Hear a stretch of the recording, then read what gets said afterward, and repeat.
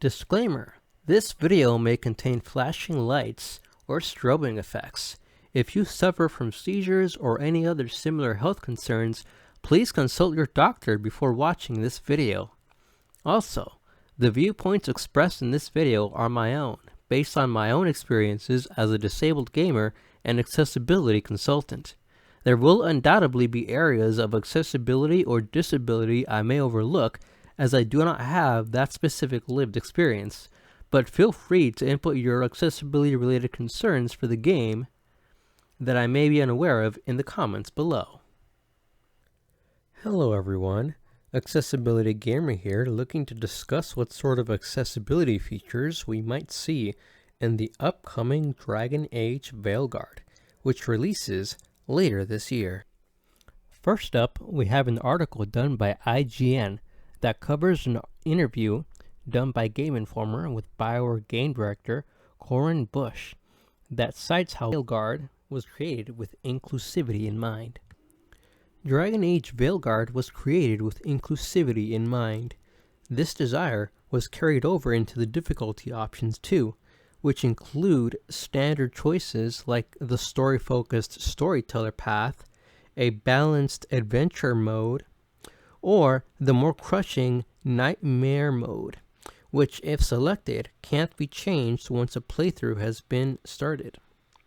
Some highlights include the ability to adjust how wayfinding guides the experience, aim assist, an auto aim function, and wider or narrower parry windows. Enemy and player damage can also be fine-tuned, as can enemy pressure. But the real game changer might be the option to turn off death for your character entirely. These are all options meant to make Dragon Age the Veilguard more inviting for every kind of gaming fan. Let's consider what each of the mentioned options could be. Wayfinding could potentially be a way to navigate that helps explore the world. Maybe it changes the character and the camera to the direction you need to head towards. Aim assist to me gives the vibe that it is a category of accessibility features specific to aiming, with auto aim being inside of that section. Wider or narrower parry windows could relate to motor impaired gamers of varying levels, which could use more or less time to parry an attack depending on their needs. Enemy and player damage could refer to damage indicators that show up when damage occurs. Turning that off would be very helpful for those with ADHD or other cognitive challenge. Where my concerns lie are in the font size and color contrast. Dragon Age Inquisition had incredibly small font, and while I was able to read them font, it wasn't exactly comfortable.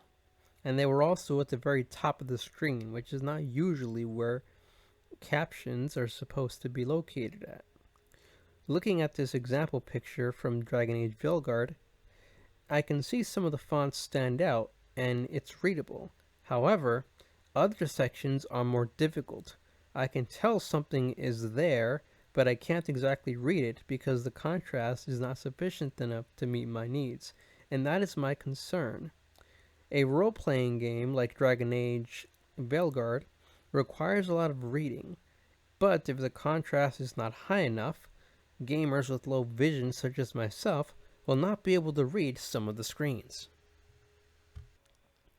Additionally, as shown in this Discord snapshot, there is also an Arachnophobia Mode included, which will be appreciated by people who need the feature.